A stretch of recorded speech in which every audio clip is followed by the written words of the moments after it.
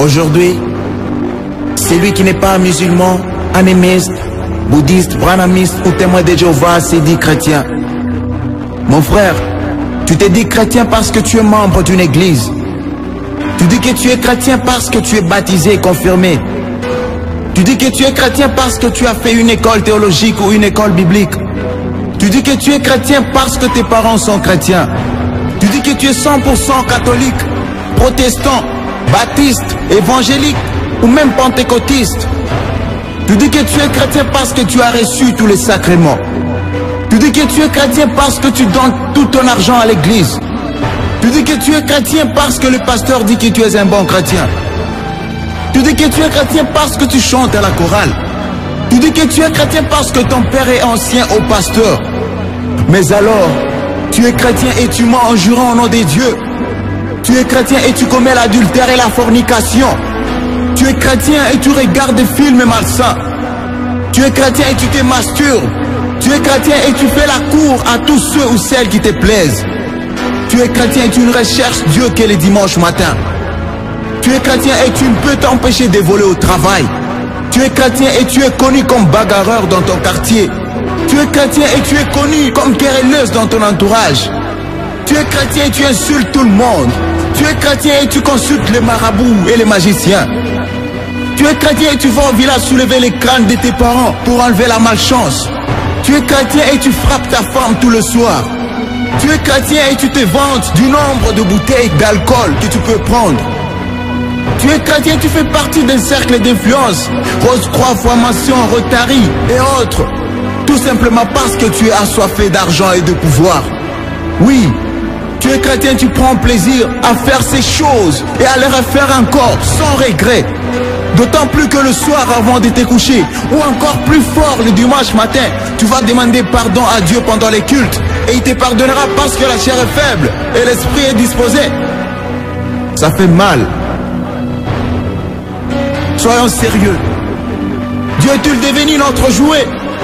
Crois-tu vraiment que le ciel est une poubelle où n'importe qui peut y entrer? Crois-tu que Dieu te demandera une carte de baptême à l'entrée du ciel? Crois-tu que Dieu comparera tes bonnes actions avec les mauvaises avant de décider de ton entrée au ciel? Crois-tu que Jésus est mort à la croix pour que nous continuions à pécher? Écoute un peu ceci. La Bible dit, tout homme est né pécheur et séparé de Dieu. Romains 3, 28. La Bible affirme que Dieu est saint et a en horreur le péché et que le salaire du péché c'est la mort. Romains 6, 23. Elle déclare encore que nous sommes sauvés de l'enfer par pure grâce, au moyen de la foi et non par nos œuvres, afin que nul ne prenne la gloire de Dieu. Ephésiens 2, 8. Cela peut dire que, quelle que soit ta bonne conduite, ta morale, ta philosophie, ta vie, pour Dieu tu es mort. La Bible dit encore que quiconque demeure en Dieu ne pêche plus. Quiconque pêche ne l'a pas vu et ne l'a pas connu. 1 Jean 3, 6. Au verset 10 du même chapitre 3 de l'épître de 1 Jean, il est écrit que quiconque est né de Dieu ne pratique pas le péché, parce que la sémence de Dieu demeure en lui. Il ne peut pécher parce qu'il est né de Dieu.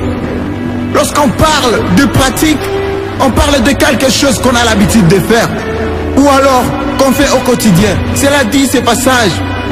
Ce passage nous dit clairement que le péché n'est plus une option pour ceux qui sont des dieux. En d'autres termes, ceux qui sont nés de Dieu ne se plaisent plus du péché. Un chrétien n'a plus ce qu'on appelle familièrement péché mignon, car il mène une vie acharnée contre tout ce dont son père a en horreur. Que ce soit bien clair, Dieu ne peut pas enlever ce qu'on ne veut pas laisser. La seule chose qu'il nous demande, c'est faire notre part, c'est-à-dire prendre les dispositions pour ne plus tomber dans les mêmes situations, tout en comptant sur lui et sur le Saint-Esprit, ôter complètement ces péchés qui étaient pour nous une obsession. Ne te laisse pas convaincre par le diable qui veut te faire croire que tu ne peux pas vivre sans commettre tel ou tel péché. C'est faux. Dieu serait-il devenu un menteur? Crois-tu qu'il puisse nous demander de faire quelque chose qu'il soit impossible? Lui qui est Dieu et qui nous aime. Beaucoup de gens ont vécu dans ces mensonges, mais lorsqu'ils ont pris la décision de changer de camp et d'abandonner Ils ont fini par comprendre que ce n'était pas une mission impossible, car Dieu avait fait sa part. Tant que tu trouveras des justifications pour tes péchés, tu seras toujours la même personne, tu ne changeras jamais. Y a-t-il un espoir? Oui, gloire soit rendue au Père, qui a donné son Fils unique, afin que quiconque croit en lui ne périsse point, mais qu'il ait la vie éternelle. Jean 3,16. Jésus-Christ est la lumière, mais à tous ceux qui l'ont reçu et à ceux qui croient en son nom, elle a donné le pouvoir de devenir enfants de Dieu. Jean 1,12. Encore un autre mot, devenir. On peut donc comprendre qu'on n'est pas enfant de Dieu, mais qu'on le devient lorsque premièrement on reçoit Jésus-Christ et ensuite on croit en lui et en son sacrifice. Cela dit, avant ça, tu n'es qu'une simple créature de Dieu. À la différence que tu es fait à son image. Un chrétien est par définition celui qui vit comme Jésus-Christ, celui qui a Jésus-Christ pour modèle. Jésus lui-même a dit à ses disciples qu'un bon arbre ne peut produire de mauvais fruits et un mauvais arbre de bons fruits. C'est par leurs fruits que vous les reconnaîtrez. La religion ne te sauvera pas. Jésus-Christ est le seul qui te sauvera.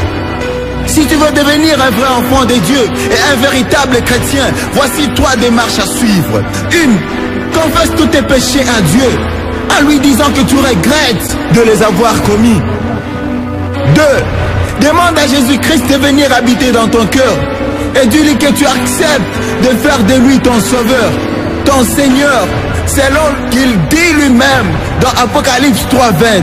Voici, je me tiens à la porte et je frappe. Si quelqu'un entend ma voix et ouvre la porte, j'entrerai chez lui, je souperai avec lui et lui avec moi. 3. Répands-toi de tes mauvaises voies en changeant de conduite. Tout ceci se fera dans une prière que tu feras avec foi et sincérité, car sache qu'il te sera fait selon ta foi. Aussi, Dieu ne regarde pas la longueur de ta prière, ni la beauté de tes phrases, ni encore l'enjancement de tes mots, mais à l'attitude de ton cœur lorsque tu lui demandes d'y entrer et de faire de toi son enfant. Sache que Jésus-Christ est fidèle et il entrera comme il a promis. En entrant, il te baptise du Saint-Esprit, car lui seul a ses pouvoirs. Jean-Baptiste pouvait encore dire, moi je vous baptise d'eau, mais celui qui vient est plus puissant que moi. C'est lui qui vous baptisera du Saint-Esprit et de feu. La Bible dit encore que si tu confesses de ta bouche le Seigneur Jésus-Christ et si tu crois dans ton cœur que Dieu l'a ressuscité des morts, tu seras sauvé. Romains 10, 9 à 10. La Bible nous enseigne que la mort de Jésus sur la croix a effacé toute la condamnation. Il s'est fait malédiction pour que tu hérites le royaume des cieux. Si quelqu'un en Christ est une nouvelle créature, les choses anciennes sont passées. Voici toutes choses sont devenues nouvelles. 2 Corinthiens 5, 17. Si tu es vraiment sincère dans ta repentance, Dieu honorera ta prière. Souviens-toi que tu es une personne différente et que les autres doivent voir la vie de Jésus en toi et glorifier Dieu. Nous devons ajuster notre conduite à notre nouvelle position en Christ, assis à la droite de Dieu. Nous sommes tombés d'accord avec Dieu en ceci, quand nous s'il y a des mises à mort et des renoncements à effectuer, pour que notre caractère et notre comportement se calquent sur ce que nous sommes. Cependant, il peut arriver que dans notre marche avec Dieu, que nous commettions des péchés involontairement. Lévitique 4.2. Ce n'est pas le moment de se décourager ou de culpabiliser, parce que la raison pour laquelle Jésus-Christ est mort et nous aider à prendre un élan nouveau, un souffle nouveau dans notre communion avec lui. Maintenant, agis en conséquence. Parle à Dieu chaque jour par la prière. Jean 15, 7. Lis la Bible chaque jour.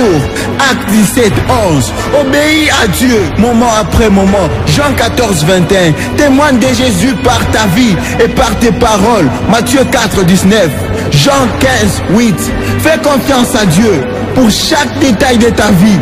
1 Pierre 5, 7. Laisse le Saint-Esprit diriger ta vie, ton témoignage et le rendre puissant. Galates 5, 16, 17. Maintenant tu es libre. Tu peux fouler la grâce qui t'a été offerte par Jésus-Christ. Il a 2017 ans sur la croix du Calvaire, mais sache qu'on ne se moque pas de Dieu. ce que nous aurons sémé, nous les moissonnerons aussi. Voici, je viens bientôt, dit Jésus dans Apocalypse 22:7. Heureux celui qui garde les paroles de la prophétie de ces livres. Que celui qui est injuste soit encore injuste. Que celui qui est souillé s'essuie encore. Et que celui qui est saint se sanctifie davantage.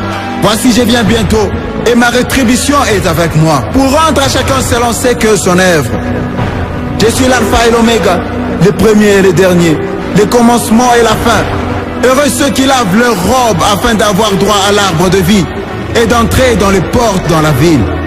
Dehors les chiens, les enchanteurs, les impudiques, le meurtrier, les idolâtres et quiconque aime et pratique les mensonges. Apocalypse 22, 11, 15. Seigneur, aie pitié de nous. Merci Seigneur pour ta gloire et ta puissance.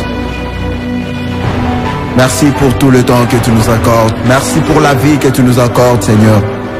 Sois béni, mon Jésus.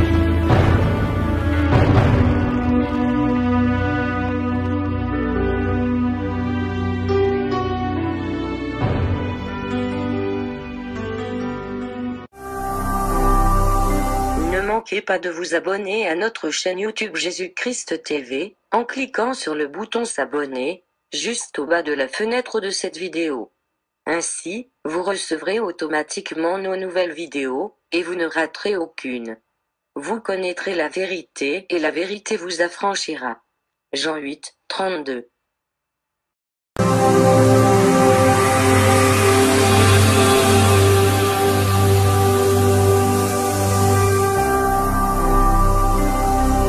Jésus-Christ TV, vous connaîtrez la vérité et la vérité vous affranchira.